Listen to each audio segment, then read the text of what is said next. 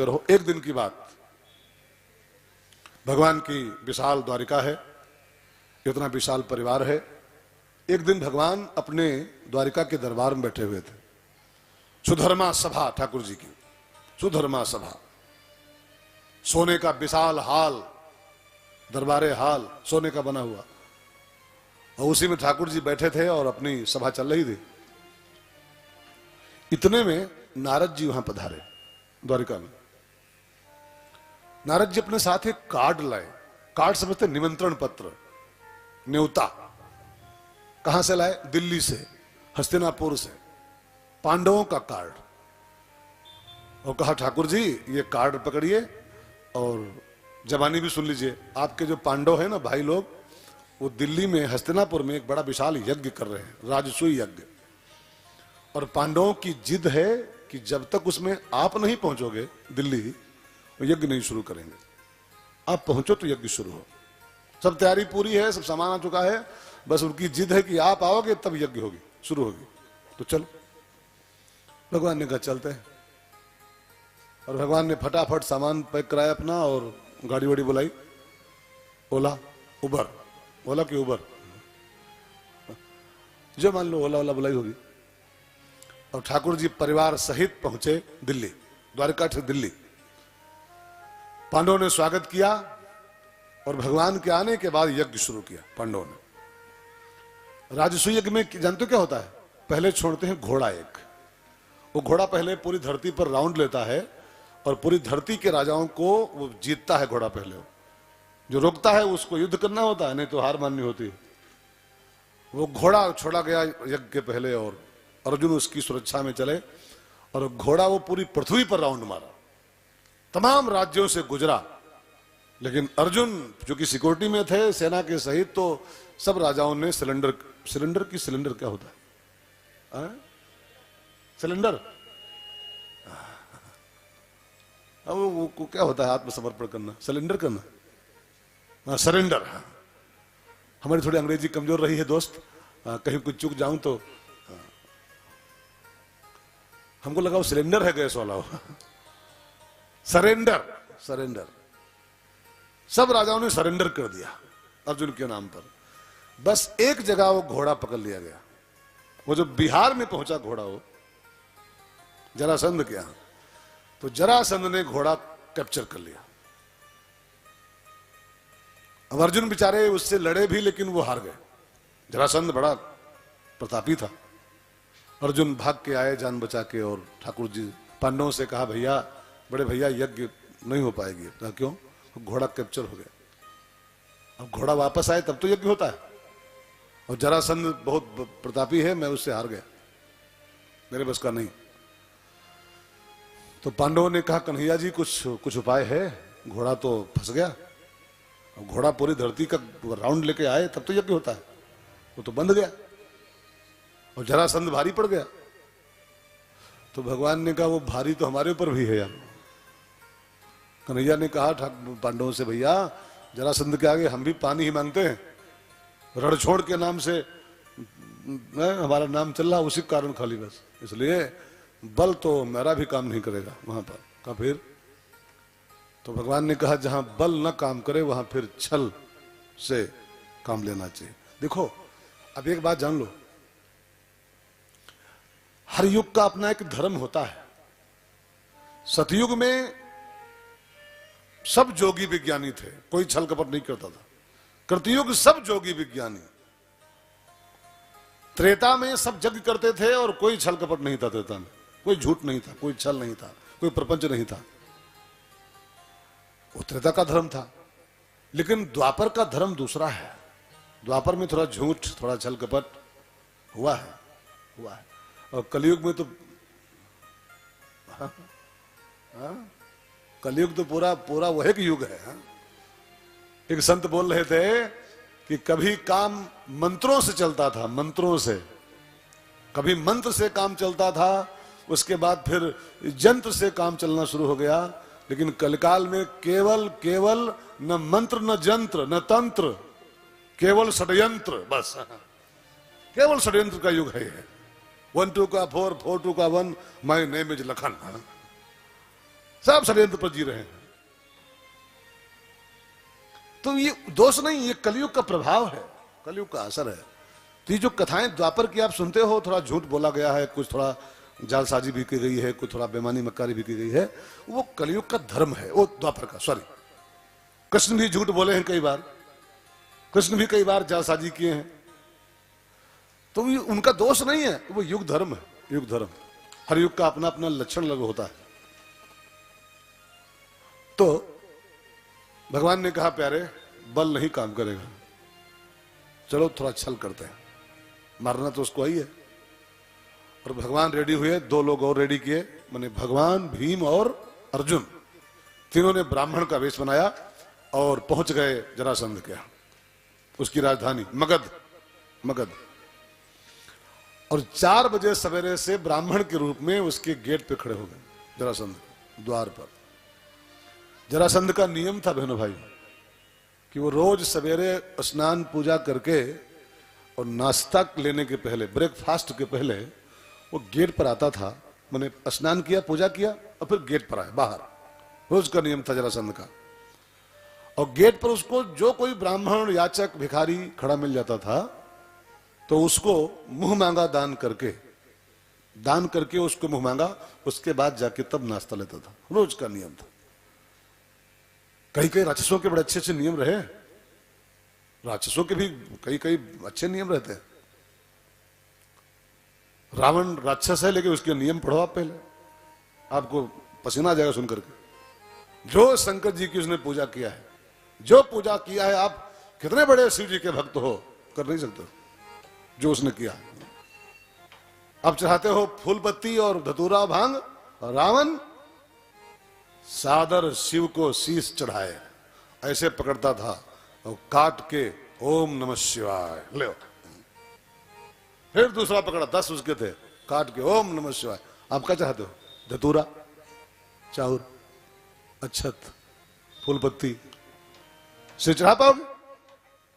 और सुनो, आप पढ़ते हो दूसरों के लिखे मंत्र, आप जो भी पाठ करते हो शंकर जी के मंदिर में, नमामि मीशान निर्वाण रूपम धगत धगत, ये जिस भी पढ़ते हो ये सब उधार का आपका सामान है, आपके लिखे में को नहीं। और रावण जब शंकर जी की पूजा करता था तो स्तोत्र स्वयं रच करके, स्वयं बना करके नए स्तोत्र, और तब शंकर जी की पूजा करता था। हम और आप उधार की पूजा करते हैं, वो निजी पूजा करता था अपनी खुद की। तो मेरे कहने का अभिप्राय, राक्षस होने के बाद भी कईयों के नियम अच्छे अच्छे रहे। जरासंध का नियम था वो रोज सवेरे नाश्ते के पहले द्वारे पर आकर के ब्राह्मणों को, भिखारियों को, याचकों को मुंह मांगा देके तब नाश्ता लेता था। अब उसने गेट खोला नियम अनुसार, और गेट खोल के ज्यों बाहर आया देखा 3 ब्राह्मण खड़े, वो 3 वही थे, कृष्ण और भीम और अर्जुन, पंडित के वेश में। प्रणाम किया जरासंध ने, हे विप्राह नमस्कारम ब्रियताम कामो, अपनी कामना बताओ क्या चाहिए। और एक बात सुन लो पंडित जी,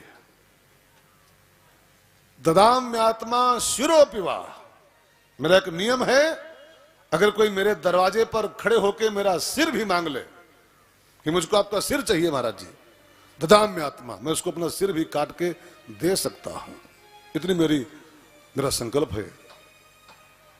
अब इसलिए मैं कह रहा हूं कि दिल खोल के मांगो जो चाहिए सो, मैं सिर दे सकता हूं तो मेरे लिए सब कुछ देना संभव, मांगे क्या चाहिए। तब भगवान जो ब्राह्मण के वेश में थे मुस्कुराए, अब मुस्कुरा के आगे आए महाराज जी के पास, जरासंध जी के पास, और कहा राजन युद्धम में देहि राजेंद्र द्वंद्व सो यदि मन्य से, राजन यदि हमारी डिमांड आपको पूरी करनी है, मैं जो चाहता हूं वो देना चाहते हो, तो हमारी एक ही चाहत है, युद्धम में देहि राजेंद्र, हमको युद्ध चाहिए आपके साथ, युद्ध। अब युद्ध भी वो युद्ध नहीं, वो बड़ा वाला द्वंद्व सो, द्वंद्व युद्ध आपके साथ चाहिए। द्वंद्व युद्ध की परिभाषा जानते क्या होता है? द्वंद्व युद्ध में किसी हथियार का यूज नहीं होता है, द्वंद्व युद्ध में 2 पर 2 लड़ना होता है, तीसरा कोई बीच में आता नहीं। हे भगवान, 2 लोग लड़ते हैं खाली बस, तीसरा बीच में आता नहीं कोई है, हथियार का प्रयोग होता नहीं है, भगवान ने कहा हमको द्वंद्व चाहिए आपके साथ, एक और तुम रहोगे, एक और हम 3 लोग खड़े हैं, इसमें से किसी एक को चुन लो आप, आपके साथ द्वंद्व युद्ध हमारा हो, ऐसी इच्छा है। अब जो युद्ध मांगा भगवान ने पंडित के रूप में, तो जरासंध को थोड़ा सा शंका पैदा हुई कि ये ब्राह्मण नहीं हो सकता है। ब्राह्मण बेचारा तो हाथ में अक्षर उछल लेके ओम देव हो शांति ही, ओम शांति शांति शांति, और अंतरिक्ष शांति, पृथ्वी शांति, रापा शांति, औषधया शांति, ये शांति शांति वाले युद्ध मांगने आए, जिनकी जिंदगी खाली शांति शांति में बीत रही, वो युद्ध मांग रहा खड़ा पंडित। तो जरासंध ने मुस्कुराते हुए पूछा, पंडित जी आप कौन हो?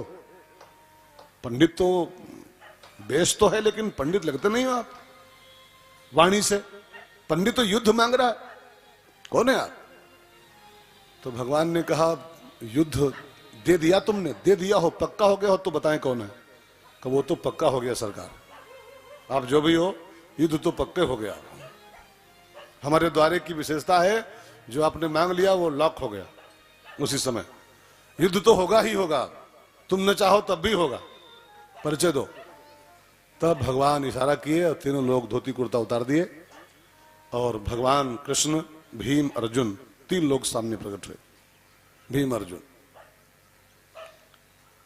भगवान को जब ठाकुर जी को देखा, कन्हैया जी को, तब जरासंध मुस्कुराया, तुम हो माखन चोर जी, हाँ रणछोड़ जी, हमको कुछ लग रहा था कुछ दाल में काला है, लेकिन तो पूरी दलिए काली है। तो सुनो, तुम हारे हुए आदमी हो, रणछोड़ कहलाते हो मेरे कारण, भाग चुके हो मैदान से एक बार पीठ दिखा करके, तो हारे आदमी से बार बार क्या लड़ा जाए? अर्जुन बहुत छोटा भी है, और ये भी अभी हार चुका है कुछ दिन पहले, ये भी लिस्ट आउट। हाँ, भीम पहली बार मैदान में आए हैं सामने, तो कहो तो भीम के साथ द्वंद्व युद्ध लाग किया जाए। तो भगवान ने भीम से पूछा, भीम भाई आपकी क्या मनसा है? ये आपके साथ कह रहा है, आपको चुन रहा है, तो मैं क्या करूं? हिम्मत पड़ रही है तो लाग कराऊं। तो भीम के अंदर वो था ना, हजारों हाथियों का बल, 10,000 हाथी का बल था, उसी में वो गुरगुराए, अरे पूछते क्या हो श्याम सुंदर, पूछते क्या हो इसमें, लाग कराओ, हम कोई कीड़ा मकोड़ा है क्या? लाग कराओ, अभी देखना मेरा 10,000 हाथी का बल मेरे पास। भगवान मन ही मन मुस्कुराए, बेटा अभी तुमको नानी याद आएगी, जिसके बल में देखो अभिमान तो नाश्ता ठाकुर जी का है। जरासंध को मारने के लिए भीम की जरूरत पड़े उनको, जरासंध को मारना हो तो भीम की सहायता चाहिए भगवान को, वो पूरे संसार को नष्ट कर सकता है 1 मिनट के अंदर। लेकिन जरासंध से भीम को कह लड़ाया गया जानबूझ करके, कि इसी बहाने भीम का जो वो है ना वो भी ठीक हो जाए इनका। अर्जुन को भील से हरवा दिया लास्ट में, और जब भगवान गए ना, जाने के पहले वो लीला कर गए थे कि घमंड हो गया इसको, है महाभारत जीता है, फला किया है, फला किया है, ईगो हो गया होगा इसको, तो इसी बहाने थोड़ा सा पानी मांग जाए, राह पे आ जाए। तो भगवान ने वो अब भील भेजा क्या, स्वयं भील बन के आए थे। वो भील कोई और नहीं था जो अर्जुन को लूटा था, वो स्वयं ठाकुर जी थे। नहीं, भगवान की रानियों को कोई भील ले जाए यार, ये संभव है कि आप सोचो? वो भगवान की पत्नियां लेके आ रहा था, वो रुक्मिणी वगैरह सब उसमें थी, भगवान की पत्नियों को कोई भील उठा ले जाए, इस बात को भगवान बर्दाश्त कर पाएंगे? वो अपनी रानियों को लेने के लिए और अर्जुन को इसी बहाने राह पिलाने के लिए स्वयं ठाकुर जी भील बन के आए थे, और अर्जुन को मार लाठियों परास्त कर दिया और रानियों लेके चले गए। तो रानियों को लेने आए थे और अर्जुन को इसी बहाने पानी पानी करने आए थे, इसी बहाने। भगवान की सब लीलाएं होती हैं। हनुमान जी को भरत ने बाण मारा क्यों? अब वो राक्षस मान करके, निश्चर मन अनुमान, भरत जी को लगा कि वो राक्षस कोई जा रहा उड़ता हुआ सामने। भरत जी की आंखें धोखा खा सकती, हनुमान जी को राक्षस माने रात के समय और बाण मार के गिराया उनको। वो राक्षस नहीं माने थे, वो सब राम जी की आदेश था। मारो इसको, बड़ा घमंड हो गया होगा, लक्ष्मण को मैंने बचाया है, मैं पहाड़ लेके आया हूं, मैंने ये किया है। अब ये लिखा है, हनुमान जी को थोड़ा हुआ था, लिखा है मानस में, पढ़िए, चला प्रभंजन सुत बल भाखी, जब सुसेन ने कहा बूटी कौन ला सकता है द्रोणागिरी से, मैं लाऊंगा बूटी, मैं लाऊंगा, चाहे कितनी दूर हो मैं लेके आऊंगा। और बल भाखी, जानते हो मेरी ताकत आप पहले, 1 मिनट में पहाड़ नोच के लाऊंगा। तो भगवान ने मन ही मन ठान लिया था वहीं पर कि इनको बेटा को ठीक करना है, रास्ते में ठीक करना है इनको है। मारा भरत फट नीचे आए। अब पहाड़ नीचे नहीं आया, ये भी बात देखिए, हनुमान जी गिरे थे, पहाड़ नहीं गिरा था नीचे। जब गिरे तब वो देखे पहाड़ कहाँ है हो। हनुमान जी जब होश में आए नीचे गिरे तो देखा यार पहाड़ लाए थे, वो पहाड़ कहाँ रहेगा वहां। तब देखे ऊपर लटक रहा हवा में ऊपर। तो हनुमान जी का सारा घमंड चूड़ हो गया कि पहाड़ हम नहीं उठाए थे, ये तो राम उठाए हुए हैं। वो हमको खाली बहाना बनाया था कि चल तू इसी बहाने सेवा कर ले मेरी है? तो भगवान की हर लीला में कुछ न कुछ मैसेज होता है, कुछ न कुछ घटना घटने वाली होती है। तो जरासंध को भीम से लड़वा के मारा, क्यों? क्योंकि इसी बहाने भीम का जो वो था ना वो थोड़ा चूड़ हो जाए। अब जरासंध का और भीम का शुरू हुआ युद्ध, द्वंद्व युद्ध। बड़ा भारी अखाड़ा खोदा गया बीचों बीच में, वो तो खुदा अखाड़ा बीच में ऐसे बनाया गया था अखाड़ा बीच में। और उसी अखाड़े में भीम जरासंध का युद्ध शुरू हुआ। लिखा है शाम तक युद्ध हो और शाम को युद्ध विराम हो जाए, सूर्यास्त होते ही फिर बढ़िया भंडारा हो, दावत चले। भीम की खूब खातिरदारी करे जरासंध, खूब खिलाए हलवा पूड़ी। पहले के युद्ध भी भाई बहनों बड़े सिस्टमेटिक होते थे।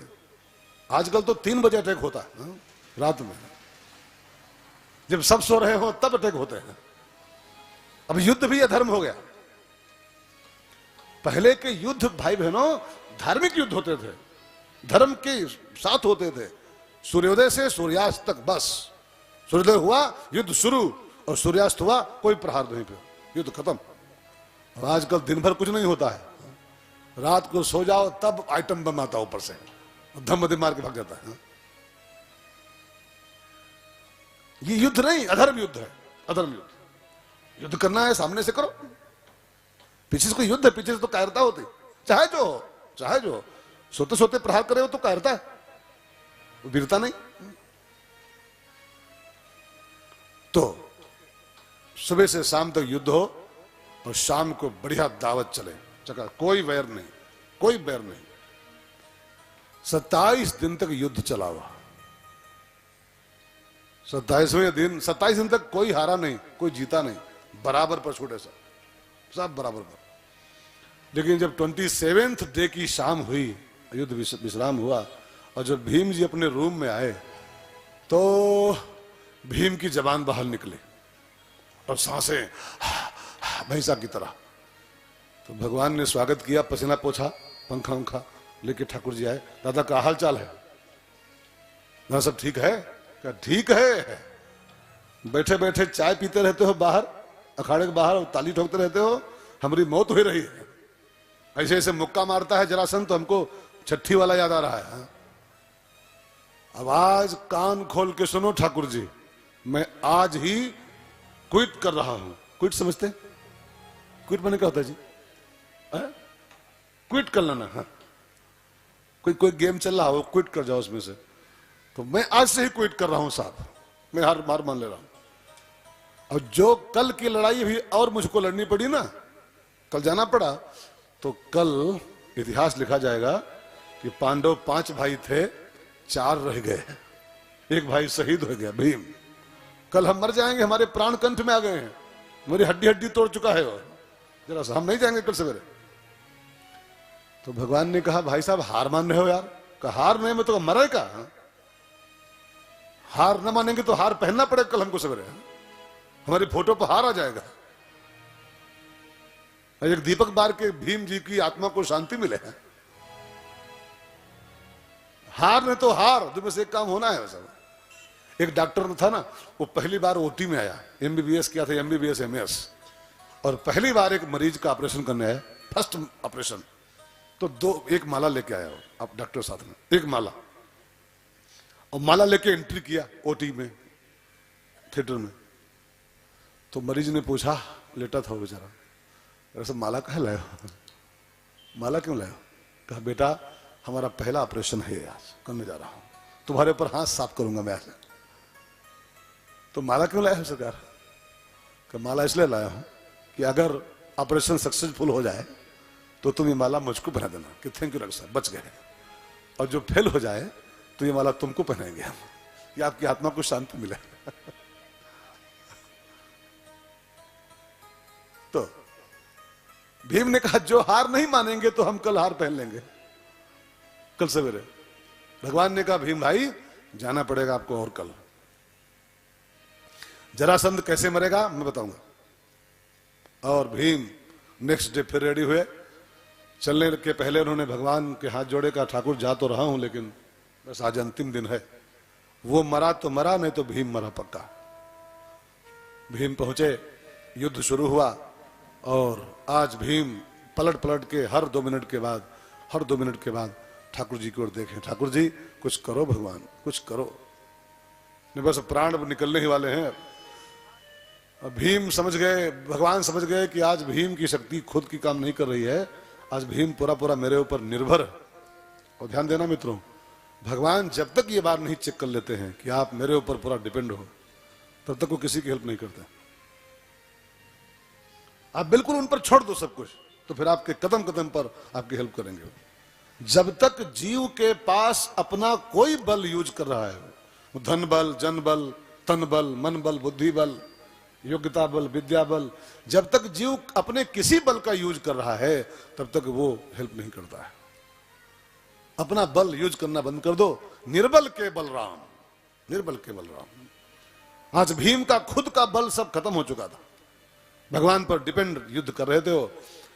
तो भगवान समझ गए कि अब आज मेरे ऊपर डिपेंड है ये। तो उन्होंने एक तिनका उठाया, एक तिनका, और उसको बीच से चीरा, तिनके को, और चीर के उसको भीम को इशारा किया, ऐसे ही इसको बीच से फाड़ दे, ऐसे मरे गए। अब ज्यों तिनका फाड़ के दिखाया, भीम बस वही समझ गए यही करना है इसका। जरासंध को उठा के पटका और उसकी दोनों टांगे पकड़ के और उसको बीच से चीर दिया, और जरासंध बीच से फटते ही मर गया।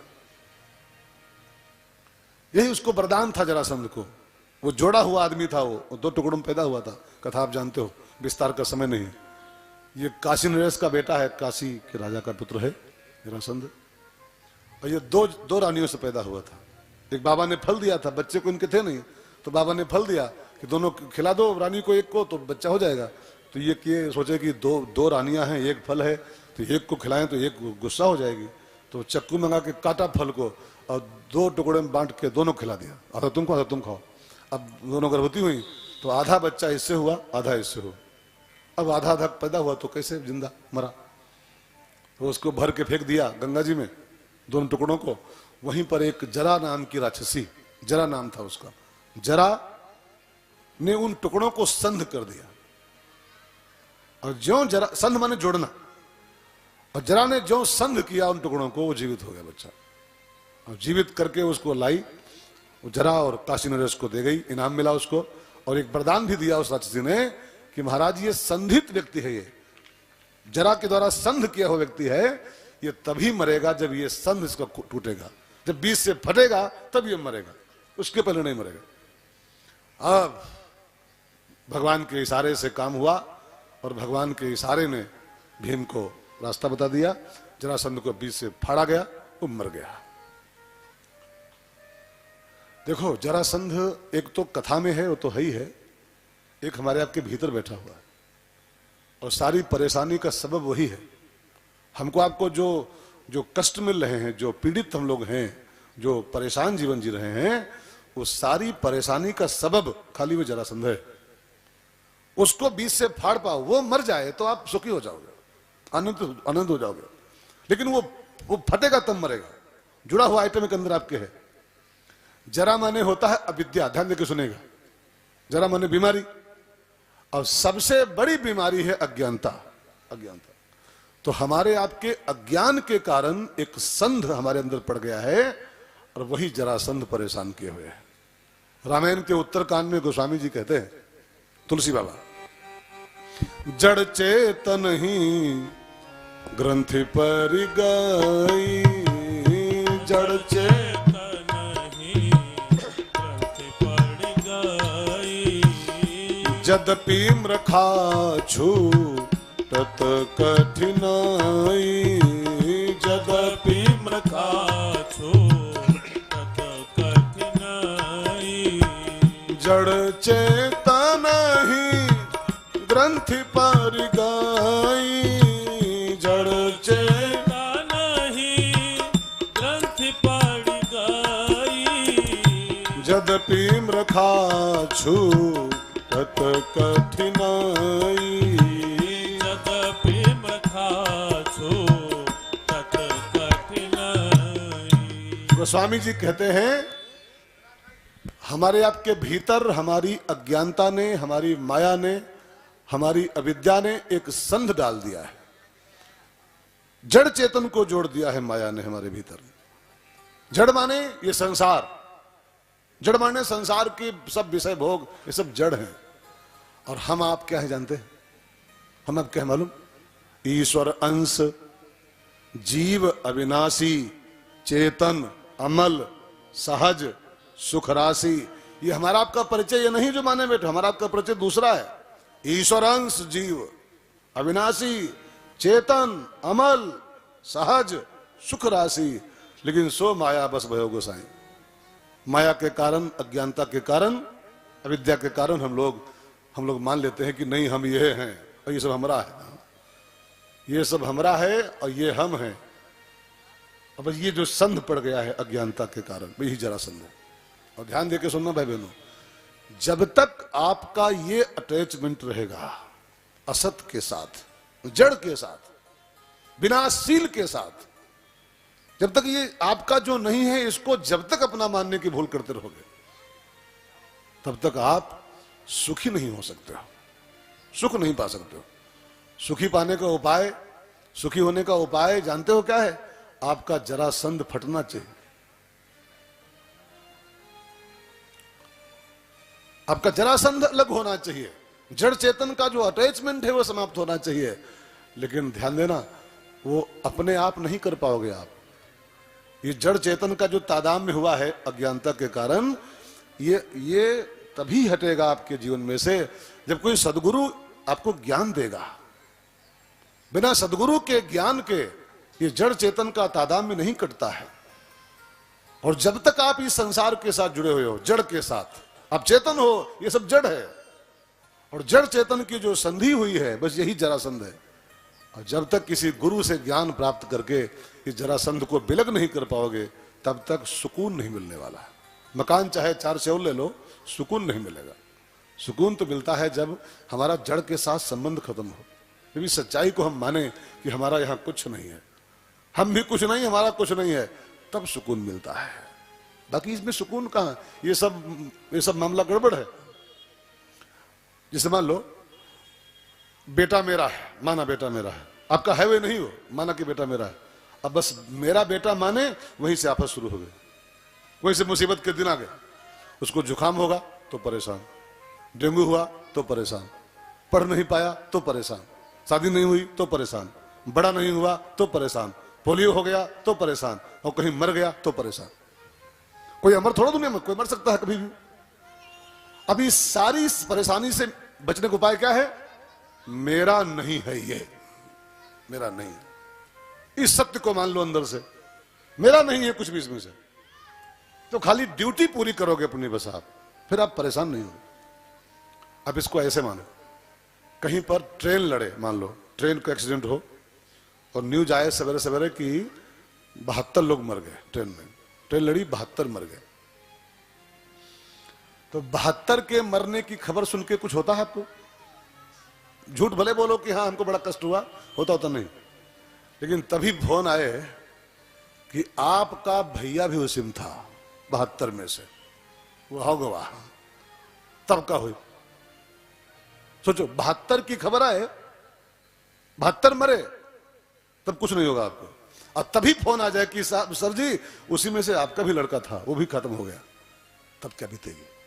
अच्छा 72 वो लड़के नहीं थे क्या? 72 बच्चे मरे, उनका कष्ट नहीं होता हमको? वो एक मर गया तो कष्ट क्यों होता? वो 71 मरे, एक 72वां मरा खाली, वो 72वां केवल, उसका ही कष्ट हमें काहे होता है?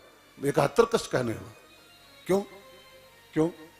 क्यों उसके साथ हमारा जरासंध फिरता। जरासंध ये हमारा है, बाकी सब चाहे जी के हो, ये हमारा है, हमारा काहे मर गवा, बाकी सब मरे मरे, हमारा काहे मरा। तो सारी परेशानी का सबब, सारी आफत का कारण कुछ और नहीं है, इस जड़ के साथ इस चेतन ने जो तादाम्य जोड़ दिया अज्ञानता के कारण। ये हमरा, ये हमरा, ये हमरा, उसमें जो खुटपुट होता है तो बस हम अच्छा बताओ, इतनी महिलाएं संसार में हैं, 125 करोड़ की आबादी है हिंदुस्तान की, तो उसमें 70 करोड़ तो महिलाएं हो गई, 65 करोड़, ठीक है ना, 65 करोड़। स्त्रियां कितनी दुनिया में है? हिंदुस्तान में नारियां कितनी है? अगर 130 करोड़ की आबादी है तो आधी महिलाएं हो गई, आधी। लेकिन आपको उसमें से कष्ट कौन दे रही है?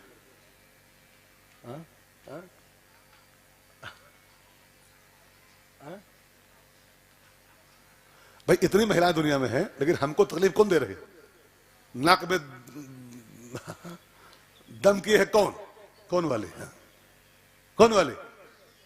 भाई इतनी महिलाएं दुनिया में हैं, लेकिन हमको तकलीफ कौन दे रही है? प्रॉब्लम ये बात की, जीना हराम किए है। कैसे कहा जाए? तुम्हें डर रहे हैं कि शाम की चाय कैंसिल हो जाएगी। सच्चाई ये है, एक नारी खाली हमको आपको जीना हराम करती, एक महिला केवल। और वो महिला क्यों हराम करती है? क्योंकि हमने मान लिया ये हमारी है, ये हमारी है, और जहां हमारी जोड़ा तहां जीना हराम। मैं आपको कुछ कहना चाहता हूं, निंदा नहीं पत्नी की है, समस्या का कारण कुछ नहीं है संसार में, खाली हमरा हमरा। जहां जहां हमरा प्लस करोगे वहीं परेशान हो जाओगे आप। इसलिए ये जरासंध यही है, चेतन का जड़ के साथ जो ये हमरा हमरा जोड़ दिया है। आपका यहाँ क्या है? आप मुट्ठी बांध के आए थे, हाथ पसार जाओगे, क्या आपका इसमें क्या है? हाथ मुट्ठी बांध के पैदा हुए थे, ऐसे बच्चा से पैदा हो जाता है, ऐसे आपका क्या है? लेकिन अज्ञानता बस मान लिया ये हमरा, बस परेशान हुए। भाई बहनों, बस इसी को अलग कर पाओ जिस दिन जीवन में से, ये गलियां ये चौबारा, यहां आना ना दोबारा, मेरा यहां कोई नहीं, मेरे तो गिरधर गोपाल दूसरो ना कोई, मेरा खाली एक गोपाल मेरा है, बाकी मेरा कोई दुनिया में नहीं है। बस जरासंध को अलग कर पाओ, इस अज्ञानता के बंधन को काट पाओ, फिर देखो आनंद ही आनंद है। प्रभु प्यारे से जिसका संबंध है, जगत का संबंध नहीं, प्रभु प्यारे से जिसका संबंध है, तो परिणाम उसे हर पल आनंद ही आनंद है। प्रभु प्यारे से जिसका संबंध है, उसे हर पल आनंद ही आनंद है। प्रभु प्यारे से जिसका संबंध है, उसे हर पल आनंद ही आनंद है। प्रभु प्यारे से जिसका संबंध है, उसे हर पल आनंद ही आनंद है। झूठी दुनिया से करके किनारा, झूठी दुनिया से करके किनारा, लेके सच्चे प्रभु का सहारा, लेके सच्चे प्रभु का सहारा, जो उसकी रजा में रजामंद है, जो उसकी रजा में रजामंद है, उसे हर पल आनंद ही आनंद है। जो उसकी रजा में रजामंद है, उसे हर पल आनंद ही आनंद है। प्रभु प्यारे से जिसका संबंध है, उसे हर पल आनंद ही आनंद है। प्रभु प्यारे से जिसका संबंध है, उसे हर पल आनंद ही आनंद है। जिसका जीवन सच्चाई में ढल गया, जिसका जीवन सच्चाई में ढल गया, उसका पापों का पर्वत भी टल गया, उसका पापों का पर्वत भी टल गया। 84 के कट जाए फंद है, चौरासी के कट जाए फंद है, से हर पल आनंद ही आनंद। प्रभु प्यारे से जिसका संबंध है, उसे हर पल आनंद ही आनंद है। प्रभु प्यारे से जिसका संबंध है, उसे हर पल आनंद ही आनंद है। प्रभु प्यारे से जिसका संबंध है, उसे हर पल आनंद ही आनंद है। जिसे मीरा और तुलसी ने गाया, जिसे मीरा और तुलसी ने गाया, नामदेव ने जिसको रिझाया, नामदेव ने जिसको रिझाया। 84 के कट जाए फंद है, 84 के कट जाए फंद है, उसे हर पल आनंद ही आनंद है। हर पल आनंद ही आनंद है। प्रभु प्यारे से जिसका संबंध है, उसे हर पल आनंद ही आनंद है। प्रभु प्यारे से जिसका संबंध है, उसे हर पल आनंद ही आनंद है। जगत का संबंध कष्टदायक है और प्रभु का संबंध आनंददायक है, लेकिन ये संबंध बिना किसी गुरु के स्थापित नहीं होता है। कोई ना कोई गुरु बीच में चाहिए होता है। कृष्ण इशारा करे, ज्ञान दे, तब जरासंध फट जाता है, असत और सत का विच्छेद हो जाता है और तब भीम जीवन में आनंद आता है। ठीक है, तो जरासंध का उद्धार हुआ। भगवान ने उसके कारागार में जो राजा लोग बंद थे उनको मुक्त कराया और राजाओं ने मुक्ति पाने के बाद भगवान की बड़ी सुंदर स्तुति गाई। राजा लोग सब भगवान का बड़ा सुंदर स्तवन किए। ठाकुर कृष्णाय वासुदेवाय हरये परमात्मने प्रणत क्लेश नाशाय गोविंदाय नमो नमः। हे ठाकुर, आपने हमारा क्लेश काट दिया, आपको मेरा नमस्कार है। एक संत बोल रहे थे कि आपके जीवन में जब कोई बहुत बड़ी आपत्ति आए, आपको लगे पूरा घिर गया हूं समस्याओं से, कोई रास्ता कोई राह नहीं मिल रही है जिंदगी में, चारों ओर से घिरे हो जब, तब आप इस मंत्र का अनुष्ठान करो। इसी मंत्र का बहुत सिद्ध मंत्र भागवत का है ये। ओम कृष्णाय वासुदेवाय हरे परमात्मने प्रणत क्लेश नाशाय गोविंदाय नमो नमः। इस मंत्र का 108 बार रोज जाप करना शुरू करो तो आपके जीवन की समस्याओं में से जो चारों ओर से घिरे पड़े हो गए, आपको रास्ता मिल जाएगा, समस्या आपकी हल हो जाएगी। बहुत सिद्ध मंत्र शास्त्रों में कई ऐसे मंत्र लिखे हैं जो जाप कर पाओ तो बहुत काम बन सकते हैं आपके। कई मंत्र ऐसे, मैंने परसों एक मंत्र सुनाया था, पति प्राणा प्रदीयताम। नागिनियों ने कहा था भगवान के आगे वो मंत्र है, वो किसी का पति बहुत बीमार रहता हो और डॉक्टरों ने कह दिया हो कि बचेगा नहीं, बस खाली खिलाओ पिलाओ, आप माला उठाओ, रुद्राक्ष की माला, और उसमें जाप करो ओम पति प्राणा प्रदीयताम, ओम पति प्राणा प्रदीयताम। तो बिल्कुल मौत के मुंह में पहुंच गया हो पति, वापस आ जाता है, बच जाता है। ओम पति प्राणा प्रदीयता, मांगो भगवान से, जाप करो इसका। ये सब सिद्ध मंत्र शास्त्रों के हैं। अब करने वाला कोई चाहिए यार, झुकती है दुनिया, झुकाने वाला चाहिए। मंत्रों से क्या नहीं होता है, मंत्रों के अधीन पूरा संसार है यार, पूरा संसार। ऋषि लोग हमारे देश के मंत्रों के दम पर कितने बड़े बड़े काम करते थे शास्त्रों में। कई बाबा हुए हैं जो धोती छांट के ऐसे फेंकते थे, ऐसे धोती छांट के ऐसे ऊपर फेंकते थे और 2 मिनट के अंदर धोती सूख के नीचे आ जाती।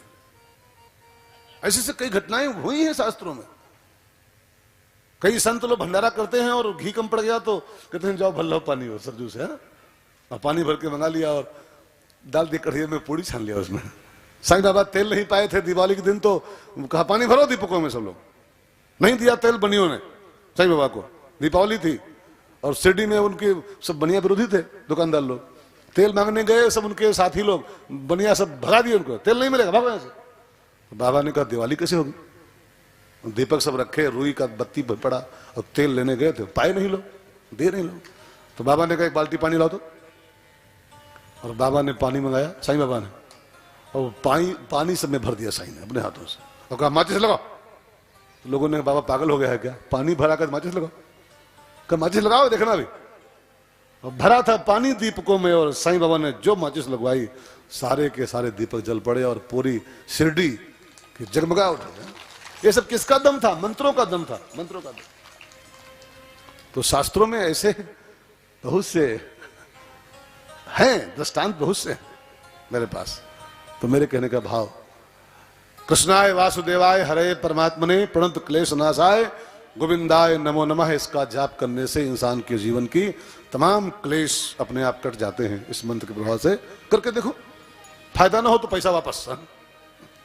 हाँ करके देखो, फायदा ना मिले पैसा वापस पक्का।